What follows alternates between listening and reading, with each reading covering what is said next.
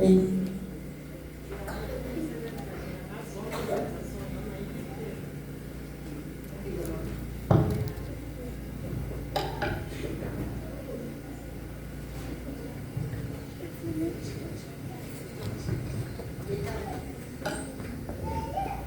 Hallelujah. Ifunde futhi mama.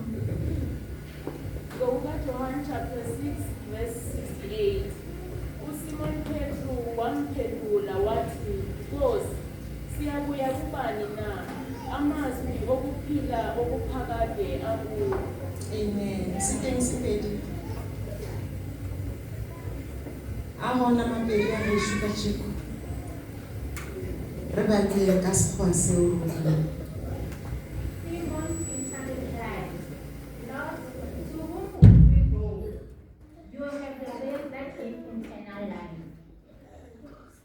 Hallelujah. Amen. Asibongeni izwi. Babethwe ingwele esibongile ukufunda kwezwi lakho.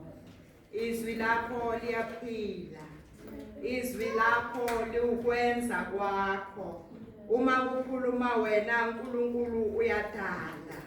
Ushilo baba nasekuseni ukuthi ukukhuluma kwakho ukwenza kwakho. Siyalikholwa izwi lakho baba nasekuseni egameni likaJesu waseNazaretha ukuba uNkulunkulu ukhuluma ngalo ekuseni. Dala ngalo ekuseni uNkulunkulu ongekho bekhona empilweni zethu namhla ekuseni. Moya engcwele thatha indawo namhla ekuseni uhambe ngaphambili uNkulunkulu umthwale nasekuseni egameni likaJesu. Your word is sharper than any double-edged sword.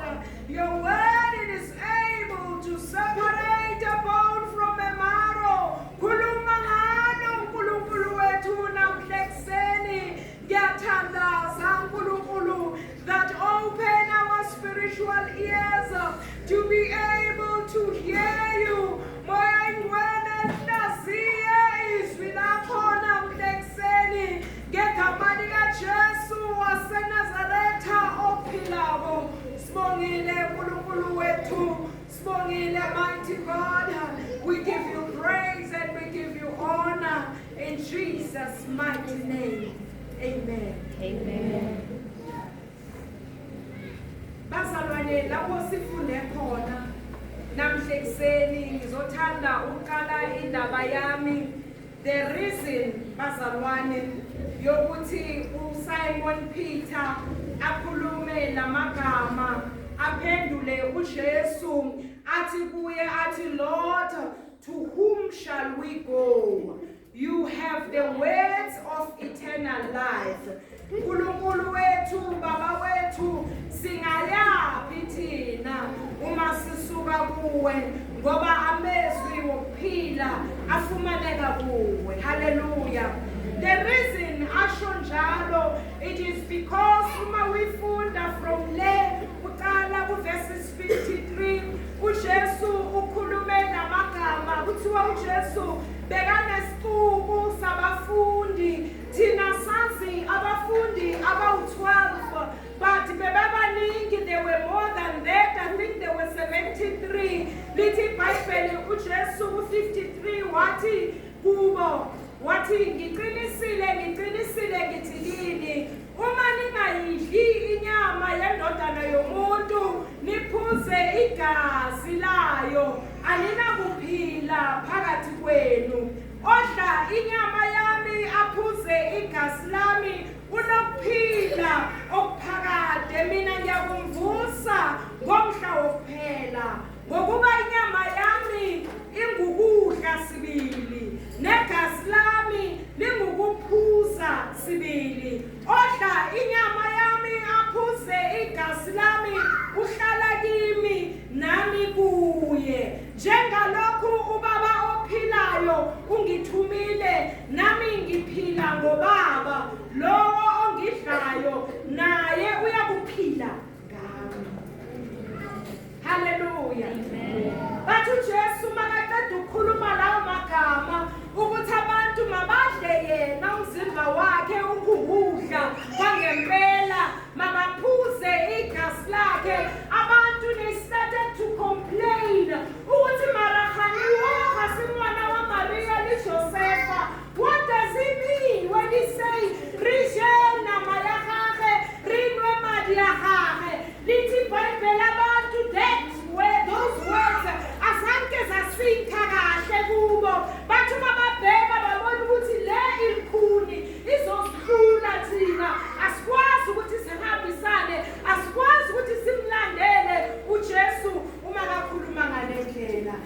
iBhayibheli bahlehlele emuva.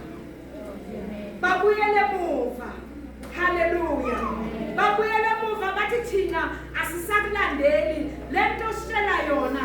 It is a difficult thing. We cannot do that. Hallelujah.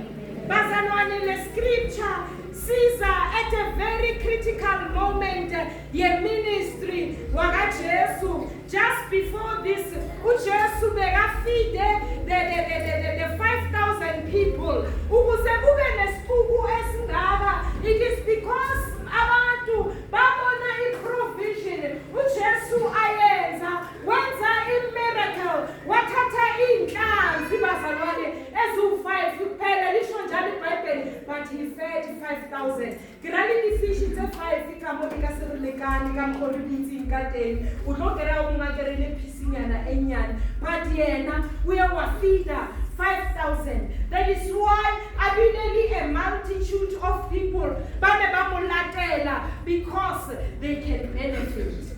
Amen. Kunabantu abezayo bathi size kuJesu kanti abezanga uJesu bese kule provision yakhe. Hallelujah. Kunezinto abayifunayo kuJesu, abamfuni uJesu njengenkosi, kodwa bamfuna ayiprovider, bamfuna ayihila, bamfuna abanikeza konke abangakudinga empilweni zabo. Hallelujah. The crowds bazalwane were excited. The church was full because of that miracle uJesu abekayenza. Miracles were flowing. Hakele bathi bakama kuna miracle model. Hallelujah. Labaqala baboni mangaliso khona ukuthi hey bathu bali wheelchair bayemelela kanilenti bathu basala muthobo rabo. Ukuthi what is the source of that power? People don't care. As long as they can benefit what they want, they will follow. Hallelujah. Amen. But then uJesu began to teach the truth that was difficult to accept. Kubenzima kubo ukuthi bamukele lokhu Jesu abatshela khona ukuthi ozothola uphilo kunaphakade yilo muntu odla inyama yami aphinde aphuze igazi lami. Hallelujah. Suddenly the crowd shrank, bazalwane. The excitement faded. The followers disappeared because of this truth. uJesu abekakhuluma ngayo. Lithi iBhayibheli, many disciples said, this is a hard teaching. We can't accept it. Who can accept this truth? And they walked away. Hallelujah. Amen. uJesu then turns not to the crowd, but to the few and said, why are the few eyayisele uJesu wafika wabuzisa a piercing question. Wafika wabuza umbuzo, what do you also want to live now? Hallelujah. Amen. That is the question esabuzwa namhlanje. Ukuthi ubata utsamaya na because we now ubona the prayer items zahabu are not answered. Ubata utsamaya na because ubona ngathi akwenzeki what you are looking for. Maybe ubata umsebenzi, maybe you want a house, maybe you want this and that. Ubona ukuthi akwenzeki, ufuna uhamba na. Hallelujah. Lo mbuzo ekumele sisibuze wona namhlanje silibandla likaNkulunkulu. La uPeter responda khona with the most powerful declaration ever scripture at Lord, to whom shall we go? Hallelujah. Ipoint lokuqala engithanda ukukhuluma ngalo lithi lona ke following Jesus will be tested. Ukulandela uJesu uzolingwa nethi ngalokho ukuthi wena uyamlandela, you are the follower. Hallelujah. Amen. Let us be honest bazalwane, following Jesus it is not easy. Akukho lula. Hallelujah. Amen. There are moments when the word corrects you ungumntana kaNkulunkulu. Angithi ulandela uJesu izwi liyacorrecta la wena ucabanga ukuthi uright khona. obedience cost you. Ungumntana kaNkulunkulu. It is costly to be obedient. Ungumntana kaNkulunkulu. Faith stretches you. Yestretcha ukholwa, ukustretcha ungumntana kaNkulunkulu usifune ukuthi ngoba ngiyakholwa abanye abantu they are doing this, mina I'm not supposed to do that. Hallelujah. Amen. Abantu ku John 6 they left because they like miracles but not discipline. Hallelujah.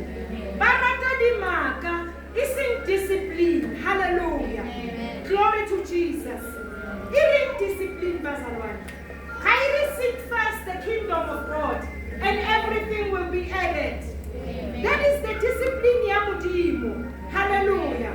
They like provision but not submission. When you talk about submission, abantu understand into abangayifuni to submit under the authority ya Kristu, but they want provision ya Kristu. Amen. It doesn't work like that, bazalwane. Hallelujah. Amen. Hallelujah. Amen. You know, Ramonaka used to make this example. My kid, class A. Class A because chachi kamakaka outside, and then I had a cold drink kamokari, and then I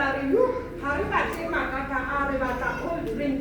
You need to be clean from outside. Uskari nakamoharu, Jesunga pagat wentizio, maranga pande, ungabuge. Hallelujah. They like Jesus the provider, but not Jesus the Lord. Amen. Hallelujah. Amen. Hallelujah. This is the hard truth. Remember Jesus who provides. Remember provision yahahe. Remember the miracles tahahe. Remember the blessings tahahe. Marayana asfunu submita kuwe. Kanja. Hallelujah. Ingakho abantu bayigijimela izinto ezisheshayo. Hallelujah. They look for solutions to get what they want. Kaspeed. Hallelujah. Irregardless ukuthi uze kanjani. Hallelujah. Illustration enginayo, it's following Jesus is like enrolling in a university. We are born when you apply a university and you enroll. Everyone celebrates when you are accepted. Abantu bathi yo babutsere ko kai babutsere ko UP babutsere ko kai ko Joburg ko kai ko UCT. Hallelujah. They celebrate you ukuthi accepted, but not everyone survives the exams. Amen. Hallelujah. So bazalwane, some of us rerata the blessings of God, but not the process. There is a process. Hallelujah. Kirata udira this example each and every day. Yani tapa the gold. Ukuthi umanisa sero, lingakadluli ku process yomlilo. Awusoze wayibona ukuthi ligolide. Ukana wana letapa lo kare le brown, lo kare le makhakha haleriselo, ukani lahla lo lelanga. But after the fika ka process ya mollo, lithoma go beyesela. Everyone wants it. Now it is worth millions and millions. So kuna process bazalwane, emele sihambe kuyo, singabantwana bakaNkulunkulu. Hani sikaba yena bakurata dinto, tsabina kana ka speed dana. Ratswana dijo tsetsa matsatsi ya for 2 minutes noodles. Hallelujah. Uhlanganisa mothatire mili khona boka 2 minutes. Hallelujah. Asingathandi izinto ezisheshayo, kodwa asithande uNkulunkulu wethu, simvumele enze the process, because izinto ezisheshayo zishesha nokunyamalala. Amen. But izinto ozithole kule process kaNkulunkulu izinto ezilastayo. Izinto ezinkulu othi nawe uma uyibheka ubone ukuthi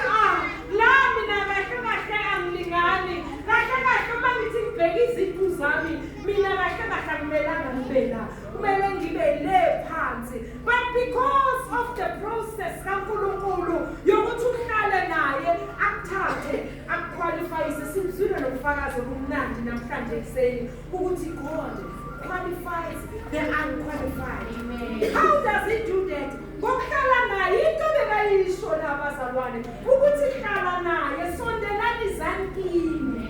Hallelujah. This is a demonstration bazalwane ukuthi uNkulunkulu can do izinto ezimangalisayo. Hallelujah. Amen.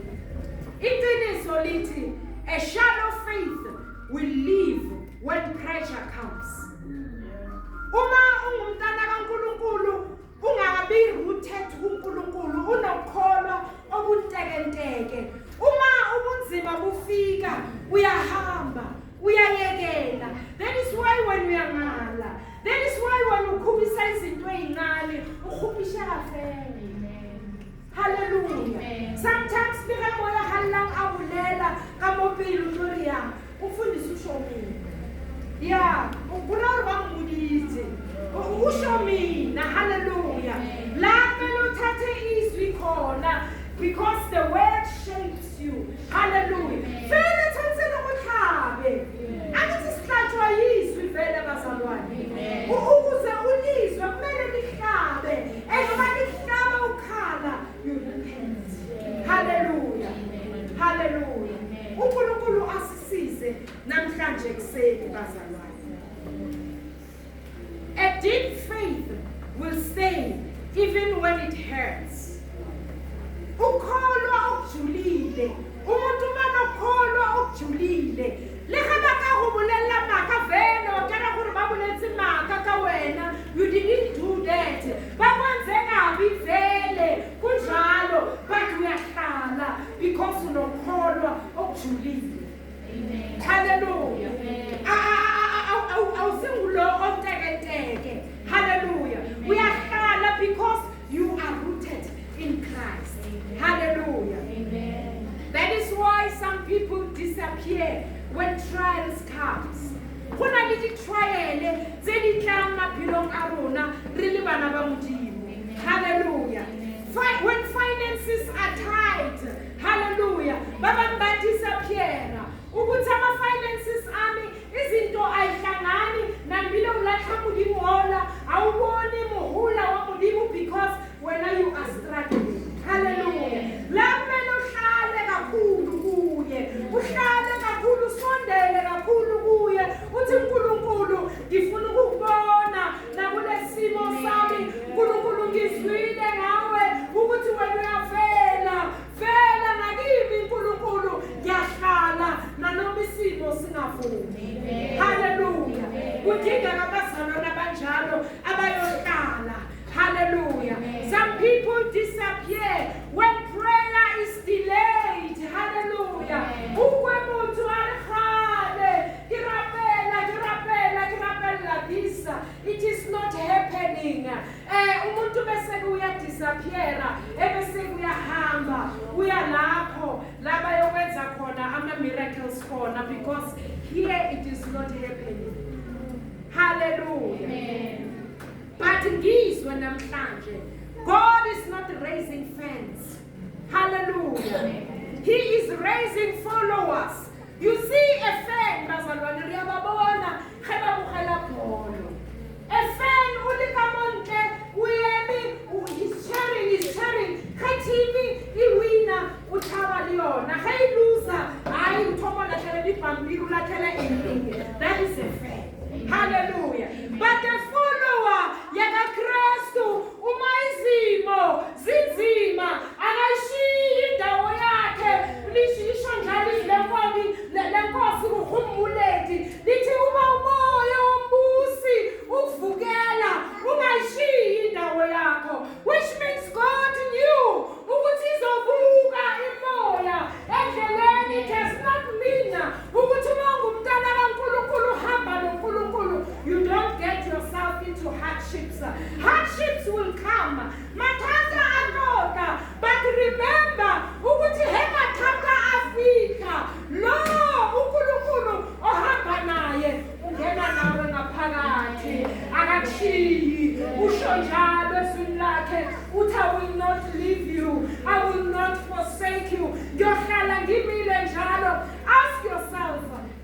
Shadrach, Meshach, and Abednego. They didn't do anything wrong. Into abayenzile ukuthi bathandaze nje uNkulunkulu wabo. Ukuthi bale, ukuthi thina sokhothamela isithombe, kodwa sikhothamela uNkulunkulu. uNkulunkulu akawucimanga umlilo. Ngendlela si-expecta ngathina sibabantu ukuthi expect gore Modimo lama fosterane godimo o theoga metsana nga matšhitšhitši from legodimo a theoga a time mollo. Yes, he can do that if abantu but uNkulunkulu akakwenzanga lokho. Wabavumela ukuthi bangene ngaphakathi kwesithando somlilo, bangena amadoda kaNkulunkulu. Lithi iBhayibheli the fire was 7 times hotter than usual. Kusho ukuthi umlilo wakhona mawuza ubusha ulapha wena ula uzwe nje the heat ngendlela eyayishisa ngayo, ngoba iBhayibheli lithi labo abalahlela oShadrach noMeshach noAbednego bafa bona. But laba abalahlelwe isimanga bangena ngaphakathi komlilo, bahamba noNkulunkulu, because uNkulunkulu uma umthemba, uma uhlala kuye uzobonisa ukuthi mina ngingumnini mandla wonke. I am the consuming fire. NginguNkulunkulu. Wena bakulahlela ngaphakathi komlilo, kodwa mina ngoba ngiwumlilo oqothulayo ngiyongena nawe ngaphakathi kwaloyo mlilo. Awusoze washa, awusoze ngavuma unyawo lakho lishelele. Lithi iBhayibheli uma bebakhipha baphuma nempahla, impahla zabo zingaluki intuthu, impahla zabo zingashanga, baphume banjalo because Modimo warona ungumlilo oqothulayo. Nanoma bangamlahlela emanzini lithi izwi leNkosi asoze lifula yakhukhula. Themba kuNkulunkulu, methembe uNkulunkulu. Amen zakho inyokhona wedwa. Hallelujah. Uyathembakala uNkulunkulu even when prayers are delayed, because delayed it is not denied. Hallelujah. He can delay now because there is a reason why he's delaying. You will understand ukuthi maybe he's saying, I'm still working on you, my child. You are not ready for this big blessing that you are seeking, because it will destroy you. You drive yourself where but I want to shape you, I want to mold you, because I have good plans. What are my plans? It is to prosper you. Prosperity, be rooted in him. You will prosper.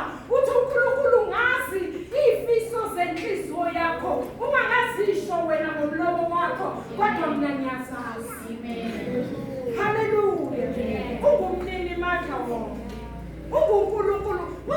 Everything.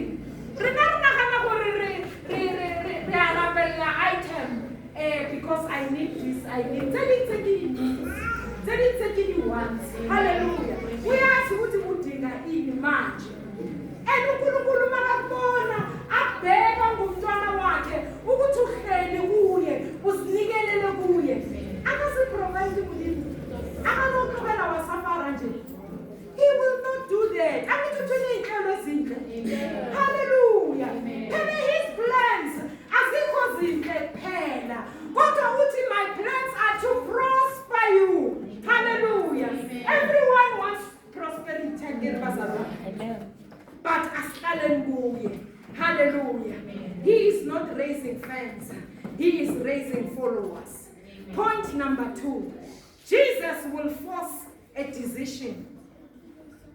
Uzophoqa ukuthi uthathe isinqumo uJesu. Uyabuza uJesu after sebahambile ama disciples akhe kusele lawa awu12 kuphela. Uthi do you also want to leave? Hallelujah. He didn't run after those who left. Kodwa waya kule ntsali. What do you also want to live now? Hallelujah. Amen. He didn't lower the standard. Abeka hamba ngaso. Even today, he does not lower the standard. Unkulunkulu, uye loyo wasemandulo, namanje usesenguye. Amen. Hallelujah. Amen. He doesn't lower his standard because kunalo bathu bababedi kamukerekeni. He doesn't lower his standard because people didn't come to church. Only 5 people are there. Because he is God. uNkulunkulu ongaguqukiyo emazwini akhe. Hallelujah. Glory to Jesus. He didn't compromise the message. Hallelujah. Nasekuseni sizwile umlayezo kaNkulunkulu. He didn't compromise the message because umfundisi akekho. No, I will say this when the pastor is there. No. Kodwa uNkulunkulu uthula umlayezo wakhe ebandleni lakhe njengoba unjalo. Hallelujah. Instead, he confronts the remaining disciples because there comes a moment where you must choose Jesus for yourself. Kuyafika umntana kaNkulunkulu kuyaphela ukuhamba ne-friend, kuyaphela ukuba amongst the crowd, ukuthi kumele ukhethe uJesu njengenkosi nomsindisi wakho eyedwa. Choose for yourself. Hallelujah. You must stand without the crowd. You must believe without the applause. Sometimes you need people to clap hands for you, but hallelujah. You stand in anoma kunjalo. Hallelujah. Kuyenzeka ngasemsebenzini usebenze banga-appreciate ukuthi mara yazi la usebenzile wayiqisa wenza nangaphezulu. Ungatholi izandla ezikushayelayo. Kodwa uyahlala, uhlale ebukhoneni bakaNkulunkulu, uhlale noJesu unamathele kuye nanoma kubuhlungu kunjalo ungasuki. Hallelujah. Uyabona uma sibuka inyoni ebhedi. Ebhedi mmewateni bale unthabana ka hare ga nest. Sintlhaga. Abaphushe sitlhaga se le mo setlhareng, abaphushele phansi. Ubaphusha kanje not to harm them, but ubaphusha kanje he's forcing them to fly. He's forcing them to use the wings tsa tsona, then di khona gore le tsona di fufele. Hallelujah. So sometimes bazalwane, in the same way, God allows moments where your faith must stand alone. Kukhona ezinye izimo ozothi uhlangana nazo ubone ukuthi le idinga ukukholwa kwami ukuthi ngime ngingedwa. Hallelujah. Ngibuze yena yedwa uNkulunkulu, ungabuza my friends. Ngikabuzi nobaba endlini kodwa kudinga ukukholwa kwami ukuthi mina ngiyakholwa na. Hallelujah. Some of you are in that moment right now where friends have left you. Support is gone. Things are unclear. Awazi phambili nasemuva. But uNkulunkulu is asking namhlanje ekseni, will you stay or will you leave? Uyohlala yini isimo singalendlela ushiyiwe ulahliwe uwedwa? Awuyohlala ekholweni kwakho uthi mina uJesu ngiyamhlalela naloma isimo singalendlela. Nanoma abantu bangishiyile kodwa ngiyahlala. Hallelujah. Point number 3. There is no alternative to Jesus. Akuna mukha omungwe. Hallelujah. Kikarabo ya Peter mo verse elari badileng mo 63 chapter 6. Uthi Peter uthi Lord, to whom shall we go? Because uJesu bekabuza ukuthi ngani ngifuna ukuhamba na? Njengoba abanye bahambile, because now ngibatshela iqiniso lokuthi abantu kumele bancike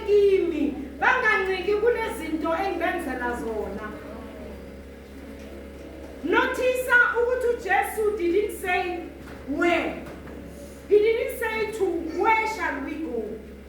Peter akashongo kanjalo. Uthe to whom shall we go? Because life is not about places. It is about who you trust. Hallelujah. Amen. I always say this. Nanoma isimo okuso must understand the process that you are in. I understand. But temper lo okhulumi. The one who has spoken as a tembenye. Ushilo eksena ukukhuluma kwakhe kukwenza. Remember he created the heaven and earth ngokusho kuphela. Amen. Uyabona ukuthi sikhuluma ngomuntu powerful kanjani? Amen. Ukusho kwakhe kukwenza. And ukwenza kwakhe bazalwane kumele kumanifest kushoda nje the manifestation already sewenzile yena. Amen. Kushoda nje thina ukuthi simethembe and then we see the manifestation. Hallelujah. Amen. Peter realized there is no backup plan, nkulunkulu. I don't have anywhere else to go. There is no substitute. Wena uNkulunkulu wena wedwa akekho omunye engamcompare nawe. Therefore mangisuka kuwe ngiyokuya kuphi. There is no better option out there. Hallelujah. Amen. Imagine being in the middle of the ocean. And then umaulapo, your boat, it is your only hope. You may not like the condition of your boat, but it is the only option that you have. The discomfort of the journey, maybe you might not like it, but you will not jump out because there is nowhere else to go. Sijalo nathi kuJesu bazalwane. This is what Peter meant. Ukuthi ngaphandle akunampilo uNkulunkulu ngaphandle kwakho. Uma sisuka kuwe, siyobuya kuphi Nkosi? Ngoba amazwi okuphila akuwe. How can I live? Amazwi okuphila ngiphume ngiye ngaphandle. Urabona inkathi bona beno buhole babudimo kanti nakho ngiphilela. Uzongifuthuza usathana ngifuthuze all these years. Hallelujah. Ukuthi ya uzenza ngcono. See, uma umuntu angene esilingweni how he exposed the person. That person will be shamed. That person's life will be shattered. Abanye basibulale nokuzibulala because their secret is out.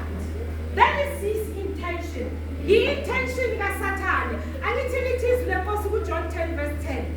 Lithi the thief came only to steal, kill and to destroy. Kodwa yena uze ukuthi sibe nempilo, sibe nayo ichichima. Therefore masiphuma kuye, siphuma empilweni echichimayo, siya kuphi bazalwane. Usho njalo uPeter, uthi mina kukho la ngaya khona ngoba amezwi okuphila akuwe. In you we find life. Hallelujah. Yilokhu Peter ebeka kusho athi even if I don't understand everything, I'm not going anywhere. Hallelujah. Abantu namhlanje they try to go to money. La imali ngakhona abantu zobabona baya ngakhona. La kuno alcohol khona people go there. La kune relationship khona abantu bafuna ukuzibona belapho. La kune status khona abantu bafuna ukuzibona belapho. But all these things can never satisfy a soul of a person. Hallelujah. You can have money but still be empty. You can have fame but still be broken. You can have success but still feel lost. Because only Jesus fills the void inside. Hallelujah. Point number 4. Jesus has the words of eternal life. uJesu kuyena kunamezwi okuphila okunaphakade. Peter continues to say, you have the words of eternal life, not temporary relief. Akibulele kanthoya nakonyana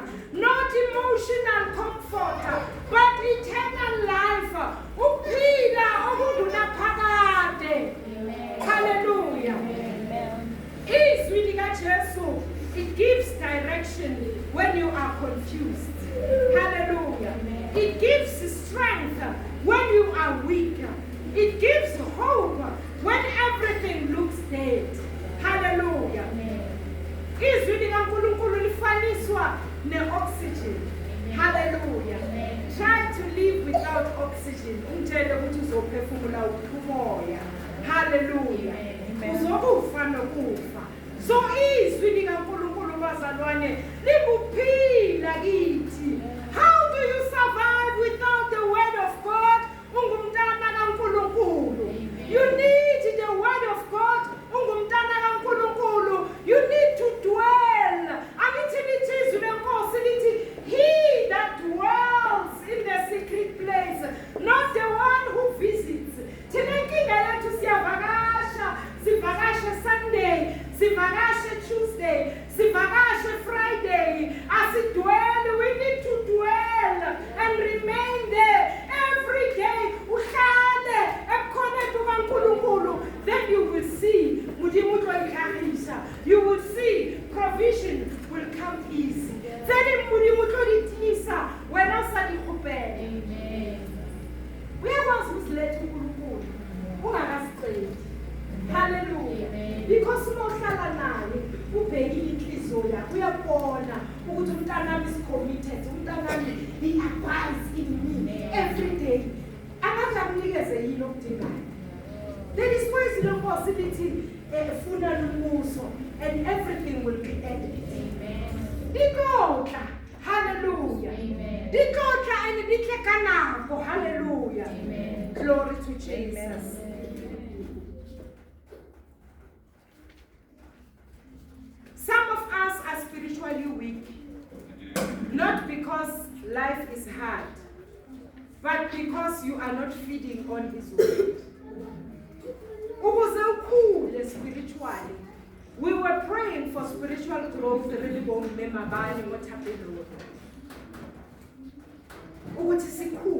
spiritually. Kuzosiza lokho ukuthi sikuthandazele. But uma singafidi, singadli izwi lakhe. Akusoze kwenzeka lokho. We need to feed on His word. You don't just need a breakthrough or a miracle or a blessing. You need His word. Amen. Hallelujah. Amen. I don't know how much more can I emphasize this, Bazalwana. You need His word. Amen. His word, it is a breakthrough. His word, it is a provision. His word, it is a protection. All things will be added. Amen. Hallelujah. Amen. Because His word sustains you when nothing else can. Amen. Hallelujah. Uma izimo ezibucayi zifika zithola urooted ezwini awuchikileyo. Leyo bakabulela baribona kamahloma wena you will say no. I rather die than to sacrifice my faith. Amen. Yamazi umhlengi wami uyaphila. Amen. Yilamazi wakhuluma uJobe uma isimo esibucayi simfikela. Imagine Job ashwela kibana abahaheka ufela. Liruo la haye, everything ya haye, wealth ya haye collapsed. Waze wavela neyilonda. Wathiwa uNkulunkulu wakho. Hallelujah. Amen. This is a man in despair. Akhala aseyinhlungwini athi I will not allow wealth to move me from mudimu waka. I will stay ngoba ngiyamazi umhlengi wami uyaphila. Uyamazi yini umhlengi wakho wena? Can you really stand ume isimo singavumi uthi ngiyamazi? Hallelujah. Amen. Point number 5. True faith stays. Peter teaches us something powerful, lana bazalwane. Uthi real faith does not run away. It remains. Even when you don't understand. Even when you feel discouraged. Even when you are tired. Hallelujah. Amen. Put an example la a tree that is planted by the side of the river. emfuleni. It does not run when the wind comes. It bends. It stays rooted. Hallelujah. Amen. Lithi izwi lenkosi sifaniswa nalomuthi. Riswaniswa lisikhare. Sewusibiyadilwe enkamonukeni. Hallelujah. Amen. Bible yatha iri moya itla itsukutla. Sikharisela hasirobeki. It bends. Senzani ngesiphethu? Siyakobeka. Hallelujah. Umoya udlule. Uma umoya udlulile bese siyabuya siyama. Sifaniswa naleso sihlahla bazalwane. Lithi izwi lenkosi isihlahla lesi asidipendi emvuleni, asidipendi elangeni ukuze sihlale si-vital and green. Sinabisa impande zaso. The roots dikhona kuyikhela metsi, dikhona kuya to the source bazalwane. Metsi akibulela nkawona. The roots, it is your faith, but the water, it is the source that is God. Utsimama kamidu wafikela kumudimo wakawa draw amanzi from the source. Wakwazi ukuthi ukhakaze uphile abantu bamangane ukuthi kanti lesihlahla lesi senza njani. Sithini sihlala sigreen? Winter, silimo, autumn, spring, ashintshi. Sihlala si-vital. Hallelujah. Kitumelo eya ngwana modimo. It must remain like that because you are rooted. Hallelujah. When you are rooted in the Lord, inakho izwi lenkosi lithi abide in me and I in you. Hallelujah. Hallelujah. uNkulunkulu asisize bazalwane, because God this morning he is seeking or he is looking for believers who will stay rooted in him. Hallelujah. Amen. Hallelujah. Amen. When problems comes, hallelujah. Give me more. It is that storms. Hallelujah. Amen. The tree will bend. Kiwana mudimu yali rooted. Hato robeha. Hato atohe. I'm going to plant myself somewhere. God do tingyashala. Na nomisimo singavumi. Ngyashala. Ngoba ngiyamethemba uNkulunkulu wami ukuthi uzovela. Uyavela bazalwane uNkulunkulu uma umthembile ungumntwana wakhe uyavela. Amen. Iyazinzima odlula ngaphakathi kwazo abeseke uyabonakalisa isandla sakhe sinamandla. Uthi uma uthi uyabheka uthi I don't know how I did it. I don't know ukuthi ngidlule kanjani lapha. I don't know ukuthi kwenzekeni. Kodwa all I can say is I see the hand of God upon my life. Hallelujah. Hallelujah. Stay committed bazalwane. Stay faithful. Ungumntana kaNkulunkulu. Not seasonal Christians. Marika aeta jwalo. Hallelujah. Amen. Bakraste banitiri kama bona kutoka. Hallelujah. Isimba seasonal. Bari ay kajebu. Likhithikile namhlanje. Ebese bayikhuphetha. Wathi bandakina lokutheha sometimes. When you look, I can only a leader, the way Mama behave sometimes. You look at people, sometimes people don't come back.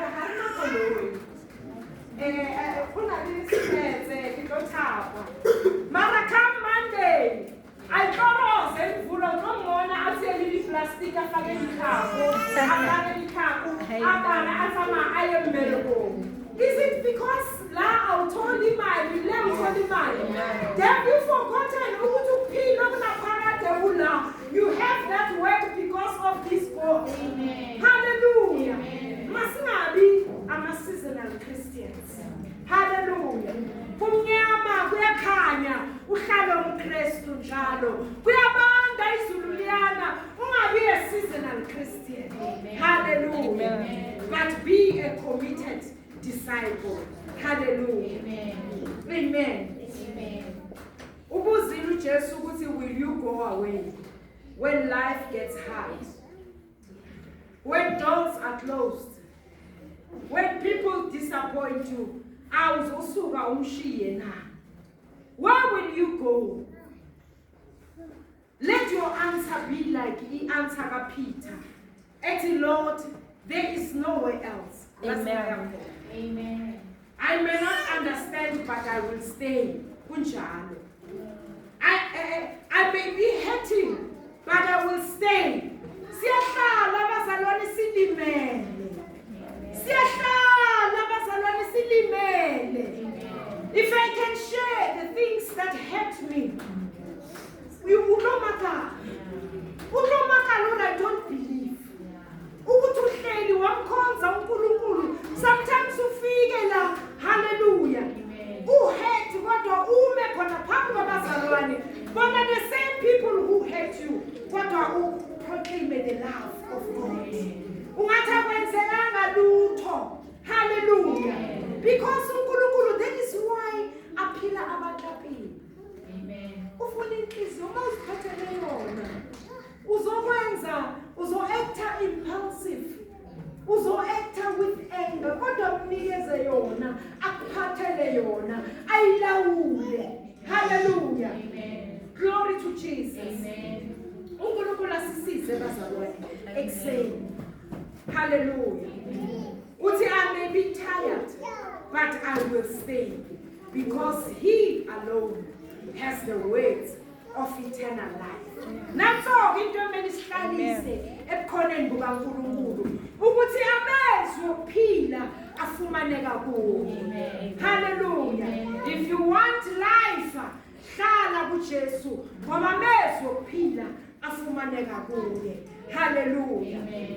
I don't know this morning ukuthi mhlawumbeni you might be thinking of giving up empilweni yakho. Maybe there are things that you are going through ezenza ukuthi ubahle give up, ubahle utlogella. Maybe you feel discouraged.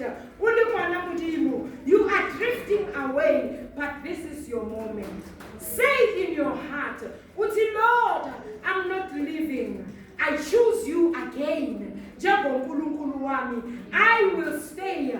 I will remain.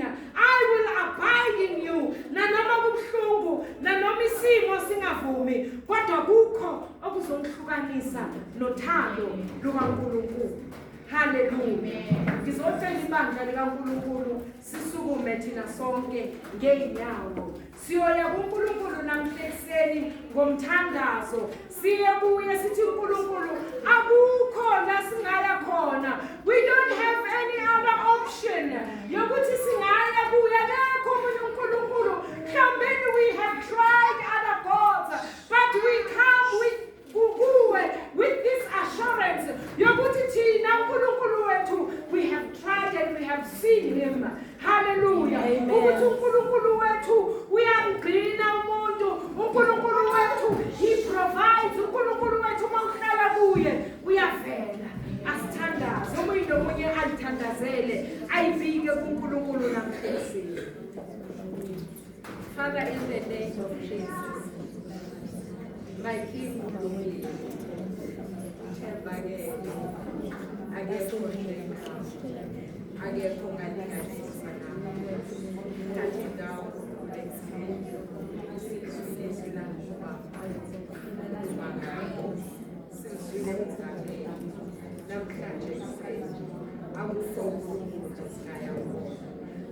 you alone have the words of eternity.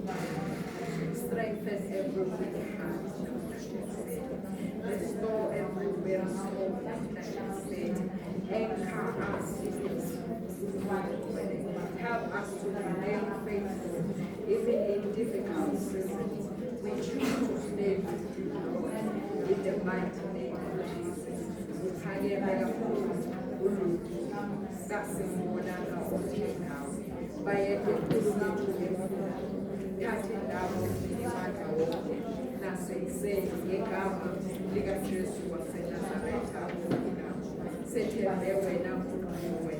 Sethembe wena